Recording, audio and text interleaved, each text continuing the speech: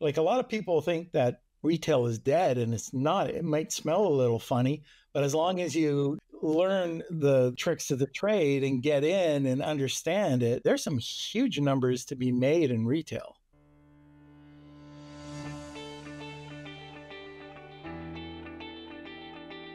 And I want a good show, damn it.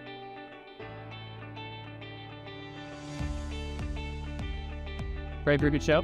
What awesome. Yeah. I'm excited to talk to you, Andrew. Thanks for Yes. Yeah. Well, then there's always think the most inspiring in archery, and my dad said, hey, my dad to start archery. Yes, that's how it is. Climbing, yes, of course, give us to get. Hello, everyone. Welcome to another episode of the Ecom Show.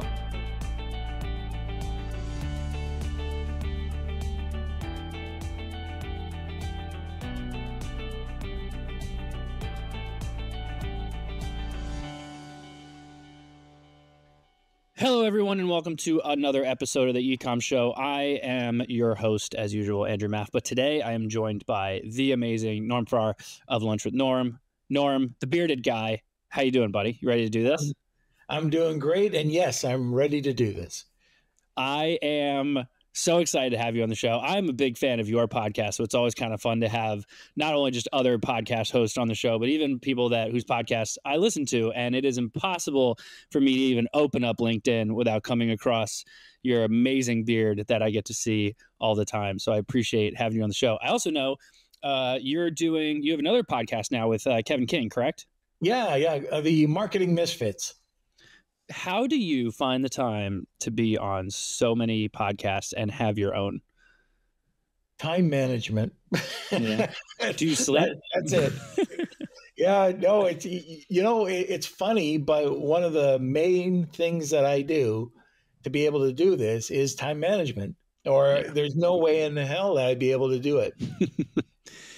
It is crazy. I feel like I see you everywhere. Of course, you stand out. Love the beard. It always is a classic that we get to see. My wife, all the she's time. drinking coffee, so thank you. Keep them awake. Thank you. One of the reasons I love doing these episodes where I get to like interview someone that's also got their own podcast, because most of the time when we get to see you, you are the host. And so we don't get to really learn about you because you spend so much time talking to other people about them. So now is your time to shine. Cool. We're gonna let you be the center of attention today. Does that work for you? All right, here we go. I might be a crappy guest. I don't know. And we're gonna find out. I doubt it. You know what you're doing. So I always like starting these off with the relatively kind of stereotypical approach. Plus, with yours, I know we've got a ton to get into, but I'd love for you to tell us a little bit about like your background. How did you get into all of the different elements that you're specifically around e-commerce today? Completely by fluke. It wasn't supposed to happen. I had a promo company, we'll call it an incentive business. Most people call it trinkets and trash. So I sold pens, keychains, coffee mugs, and we had to find a way to, sell them for more. So this all started with perceived value. How can you sell the same coffee mug for twice the price or 50% more? So we found a way, and we created this thing called, we didn't create it, but it was vertical integration. So we went out, we bought embroidery places, fulfillment centers, courier companies, and we got to expand. And everything we did was very high quality, and our motto was on time, every time, exactly like you ordered it. Well, from that, we started dealing with a lot of Fortune 500 companies. And then we started to get their contracts for their catalogs. So this one Fortune 500 company came to me back in the 90s and said, hey, can you build us a website? And back then, a website, and then what they wanted to do is take a coffee mug, put the dealer's name on. Very simple to do today, very complicated to do the day before, or back in that day. And I had no idea. I didn't even know what the internet was. And of course, they said, yeah, sure, we could do that. And so I was able to contract out to a company in India. They built it for me. And then people started saying, wow, other Fortune 5s, can you help us out do it? Because we'd have our little, link on the bottom. So then we started building these out. And so we got into e-commerce that way. First e-commerce site that for myself was back in the 90s. And I was doing print on demand, corporate identity. So we would do a logo, taglines, business cards, letterhead. So all of that, we were one of the first maybe 5 companies in the world to do something like that. Oh, wow. And then we just got more and more into it. Had an incubator and a web company, a SEO company way back in the day. We would get pages ranked and then rent out the pages to other companies.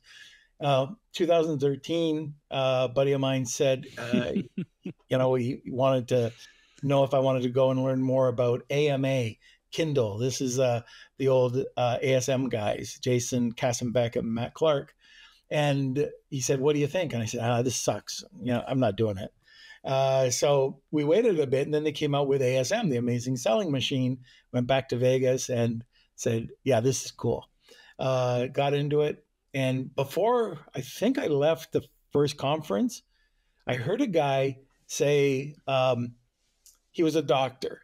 He was from Ireland. And he said that he specializes in, I forget what it was, but he was a specialist. He was not a specialist in Amazon or internet marketing. And he said something along the lines of, if I could only beat the SMP. And I heard that, and I walked over, I interrupted the group, and I said, I can do that.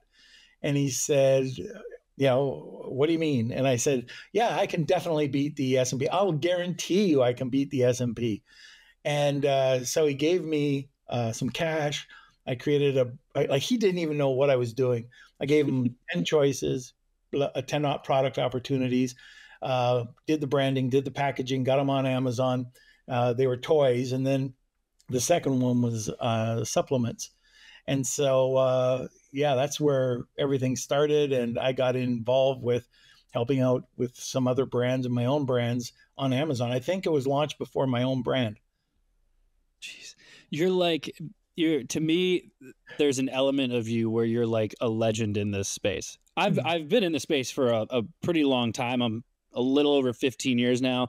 When I started really getting into the Amazon space, probably like 8 or 9 years ago, you were right there. Like you were, I started seeing your face everywhere. I swear I saw you at conferences. I mean, you stand out, which is fantastic. And that obviously helps your personal brand.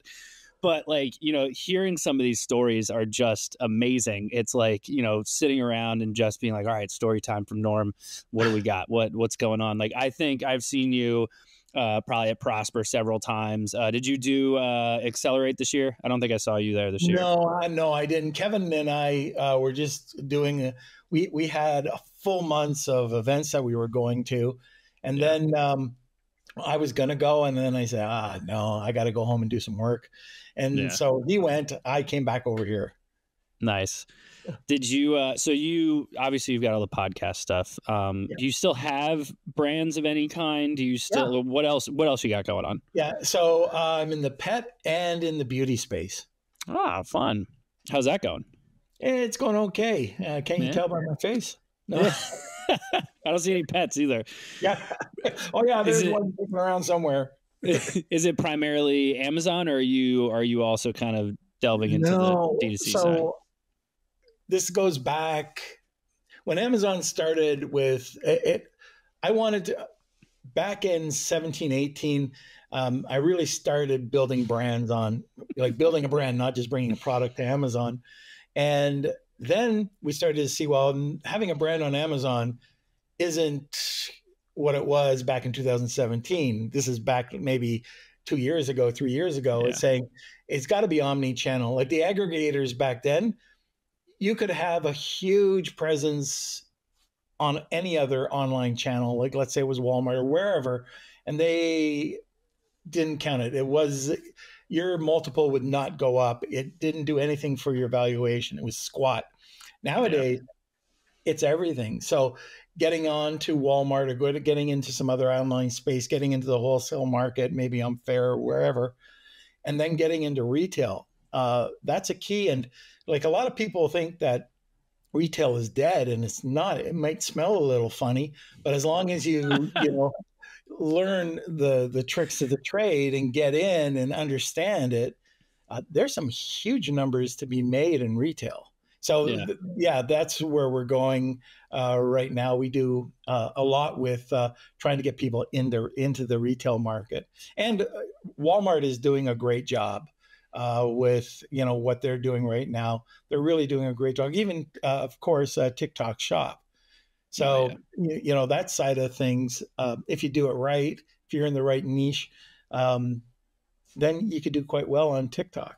So, and you're definitely preaching to the choir. I have been preaching omni-channel for I don't even know how long because of exactly what you just said. Now, to your point though, going to the retail side, I find that since COVID, it's actually seems like it's actually revitalized the retail space. I felt like retail was slowly dying, and then COVID happened. Obviously, it was kind of forced to die, but then it was like I almost feel like people realized the benefits of going and shopping in person. And so while e-commerce is still growing, retail, it caused some retailers to kind of relook at how they had store designs and what their offering was and things like that. But otherwise, I feel like that's definitely an area that a lot of people are missing out on. Is that kind of more or less what you're seeing too? Yeah, absolutely. And, a lot of people, they don't understand the whole retail model. And the first thing that they think about is, oh, I won't have enough inventory. I won't make enough money. I won't have the cash flow. And there's so many different models when it comes to retail, like just the independent guys.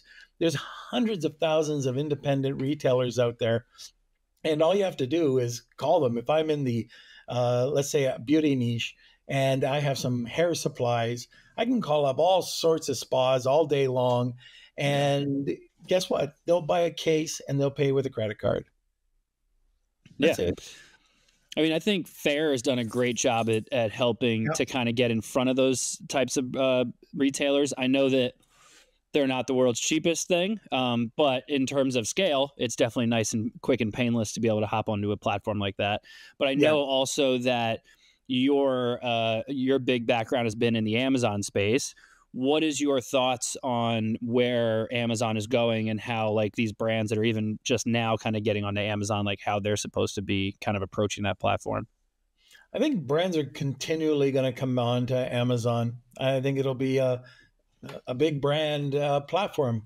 It wasn't, Nike left because I don't think that Amazon addressed the whole brand thing, the brand community, but now it has and it's building. So I think that's probably where it's going to go. I like to see what's going to happen with AI and how Amazon's going to roll out with that. The whole global market, I think that's something that all sellers should be looking at. And how can we expand out? What are the best markets? What are the best markets for my niche? Those are things that you have to take a look at. And I think people are going to have to start spending a little bit of cash too.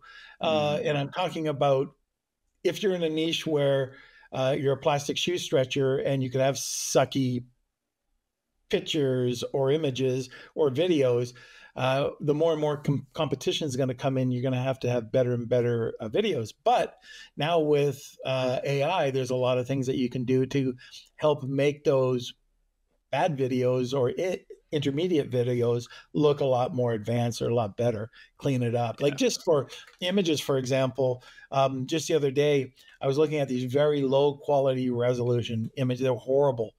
And I just downloaded them. I uploaded them to an image. What's it called? It's a kind of thing. An app that'll enhance your images. Yeah. Night and day. You could not tell that this was not the original image. And now you've got these really crisp, clear looking images that are just beautiful. And I've seen a lot of really good product videos that are coming out. Even with the influencers now, there's so many platforms that you can get that lifestyle image where you'd have to pay a lot of money before. So there's a lot of changes going on. Yeah.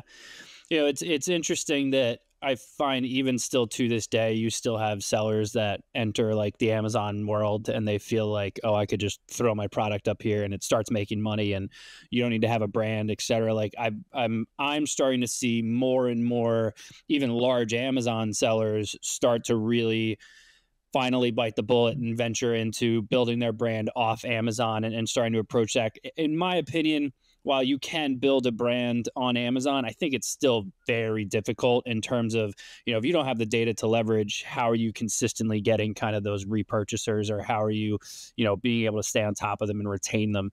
But what are your thoughts on that whole brand building element? Because I know you kind of mentioned that a little bit there. Well, the high majority of the people suck at doing it. Yeah.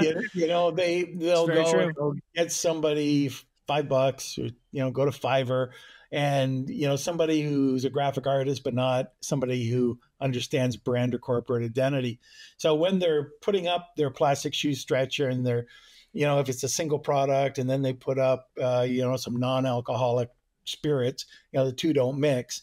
So you really have to think of where you want to go. But then the next stage that you have to do is once you go and you get everything on Amazon, and let's say you do it properly and you have the right fonts and possibly the right colors, and you kind of look like a brand. Your A+ looks like a brand.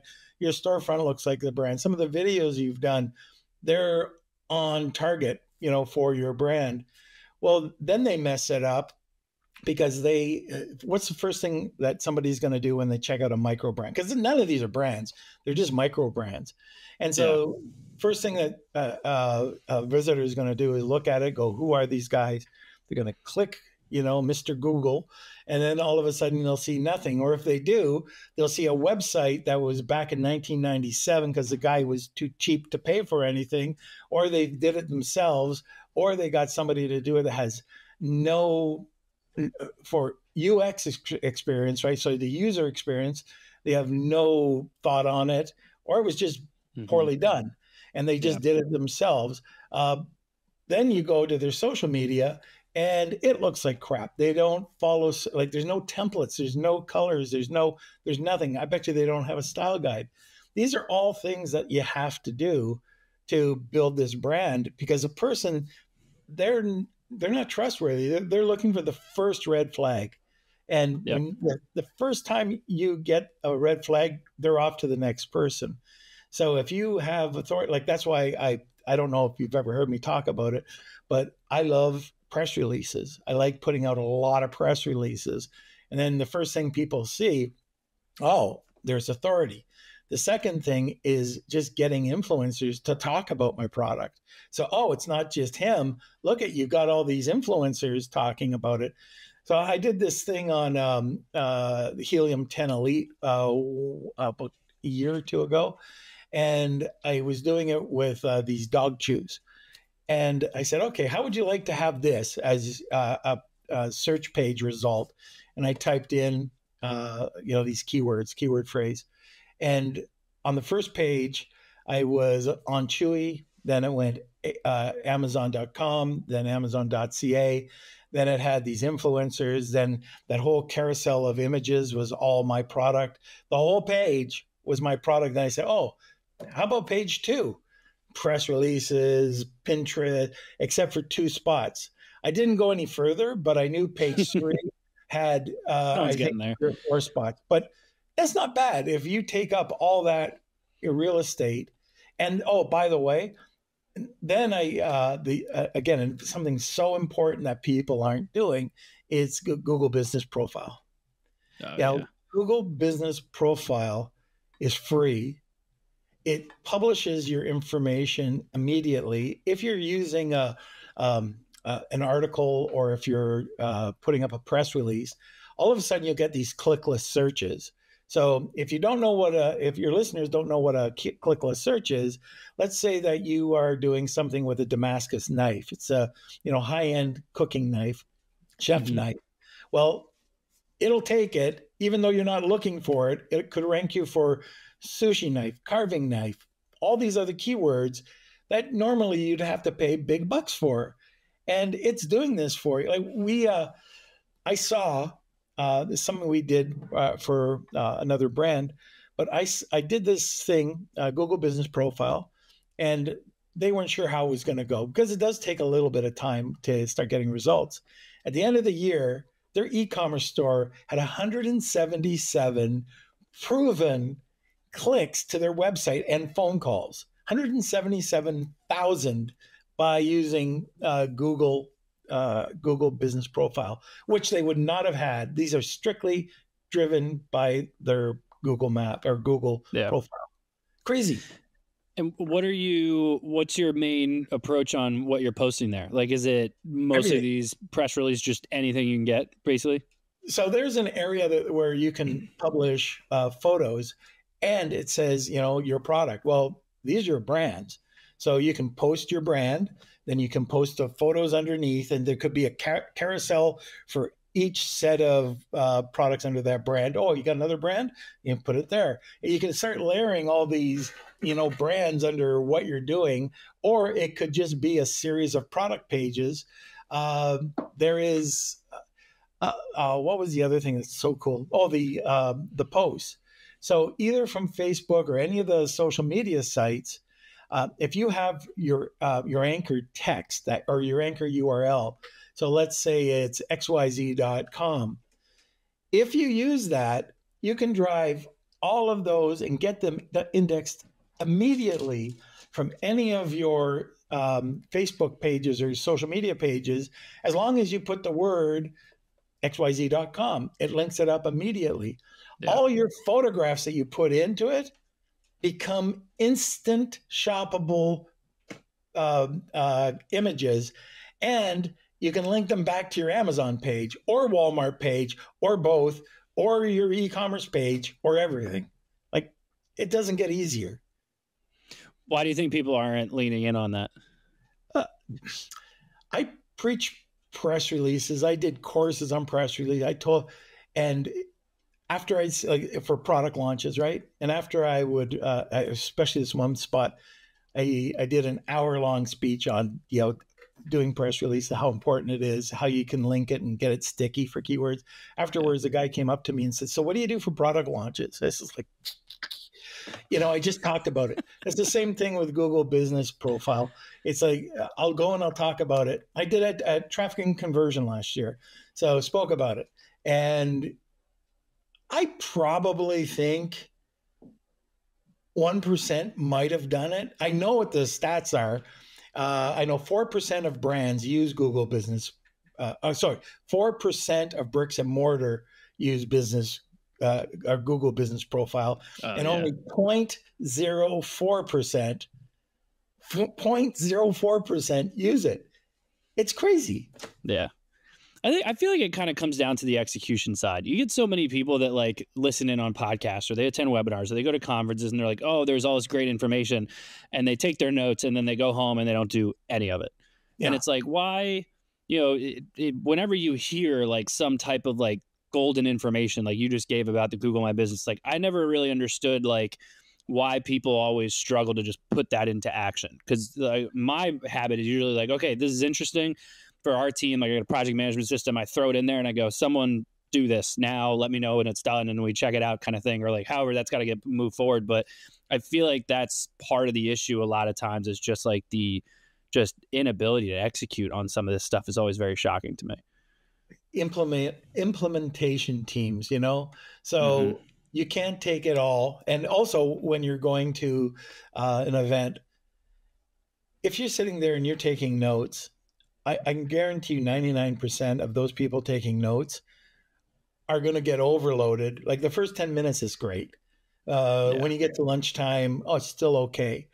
By the end of the third day, the person won't know where to start. So like one of the tricks that I do at events is I use this. See that little thing? Credit card thing? It's a Plod. It records all my notes. It records everything. Like the actual recording is here. And then it transfers everything into notes. It has 8 different types of notes, from the questions, the action points, to summary, there's a bunch of different notes that you can do. You just press one and it'll summarize everything for you. Then I can take that and I can shoot it over to one of my team and they can get it done. Or the old way is I'd listen, and all I do is I would listen. And if there was a one point, I'd go, okay, asterisk, whatever the point was. Wait 30 minutes later. Oh, good point. So if there's 5 points or 7 points at the end of the day, I'd go up to my hotel room. Maybe there'd be after partying. It could be a pre-party or post party, but I would make sure that one of those asterisks got done. And if I got one done, then I'm doing more than 90% in the room. That's a great point. And that's all you need. And then you'd have 7 points there. All the other stuff, there's a lot of fluff. There's a lot of just information overload. And just take those action points and just do one a day.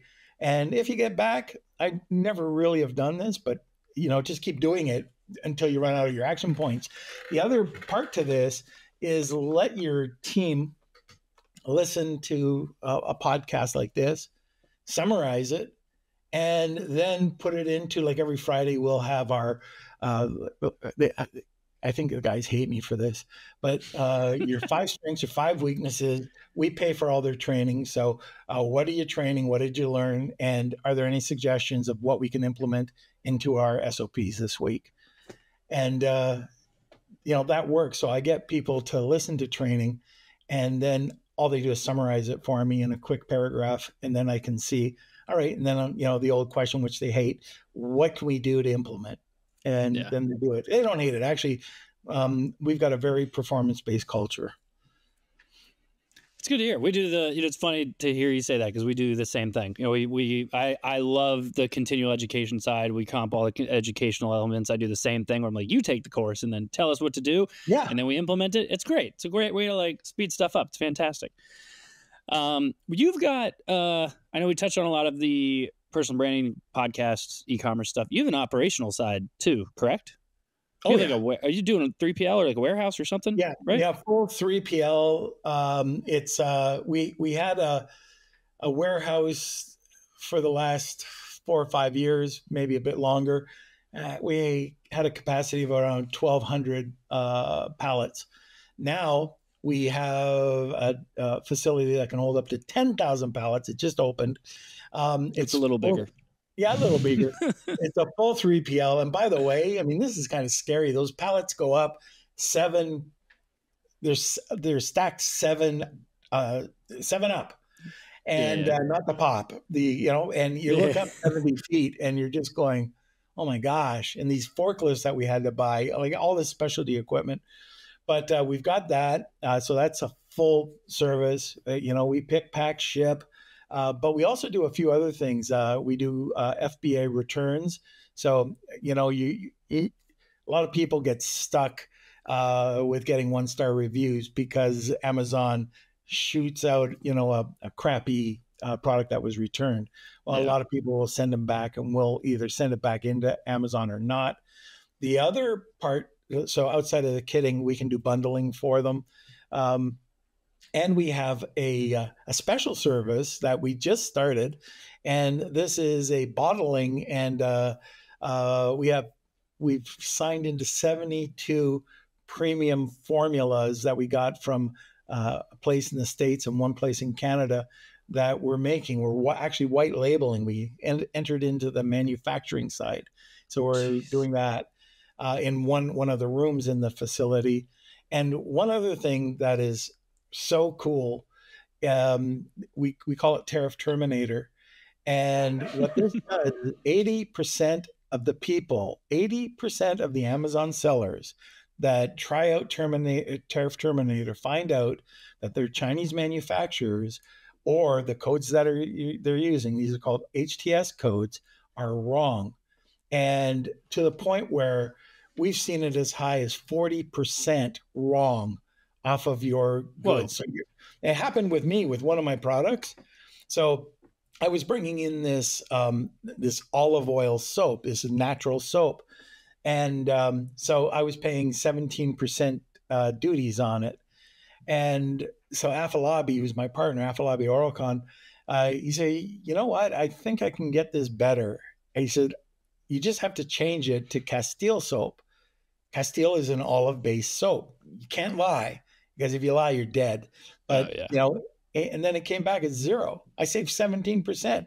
I put 17% extra on my cost of goods in my pocket. And so, but that's nothing. Like we've taken these aluminum signs that were these quarantine signs, and it was 40% to 0. 40%. And so the average savings, that we've saved, so we talk to our clients, is $7,800 per tariff code on their order. $7,800 that they save on average. Jeez. And so it's really simple. You go, there's an app that we developed, you punch in your code and it'll tell you whether you're using the right one or the wrong one. You let us know, and then we charge for it. Like it's $500, but you already made it back. You're saving $7,800. Who cares? Yeah, even if you make $3,000, but you make it back. And then the other thing that we'll do is we monitor that, so people don't realize that tariff codes change or compliance changes. So we monitor 10 other outlets that could affect your tariff code. And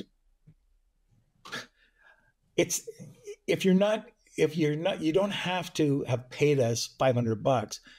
Yeah, if you have 1,000 ASINs and you want us to monitor it, or SKUs, we'll do that. And I think it's like $100 for, I think it's $10. Sorry, 100 ASINs for $10. I think it's really cheap. Or it's something along somewhere in there. Somewhere in there, but it's so cheap that now you know you're safe, and it's costing you next to nothing. All you can do is it's a win-win. So awesome. That's something that nobody else has. Write that down. Asterisk. Use one of your plods, right? Did I use that right? Plod right here. Plod right there. Plug. Get them to sponsor the show. Yeah. Norm, this was awesome, man. You have your fingers in so many different things. Your experience is nuts. I greatly appreciate having you on the show. I know you've got a ton of stuff, so I would love to give you an opportunity here. Let everyone know where they can find out more about you and more about everything you've got going on. Sure.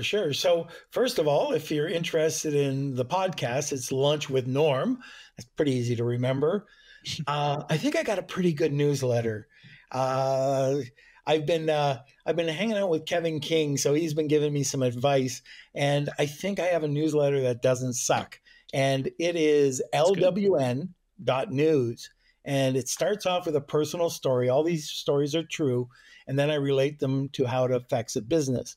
So that's lwn.news, and then the podcast, the other podcast, which is Marketing Misfits, and that podcast is just about marketers who have thought outside of the box to succeed, or they've failed somewhere in their life, but they've succeeded. So that's it. It's awesome. Norm, thank you so much for being on the show. I really appreciate it. Obviously, everyone that tuned in, thank you as well. Please make sure you do the usual: rate, review, subscribe, all that fun stuff on whichever podcast platform you prefer, or head over to the ecomshow.com to check out all of our previous episodes. But as usual, thank you all for joining us, and we'll see you all next time. Have a good one. Thank you for tuning in to the Ecom Show. Head over to ecomshow.com to subscribe on your favorite podcast platform or on the Blue Tusker YouTube channel. The Ecom Show is brought to you by Blue Tusker, a full-service digital marketing company specifically for e-commerce sellers looking to accelerate their growth. Go to bluetusker.com now for more information. Make sure to tune in next week for another amazing episode of the Ecom Show.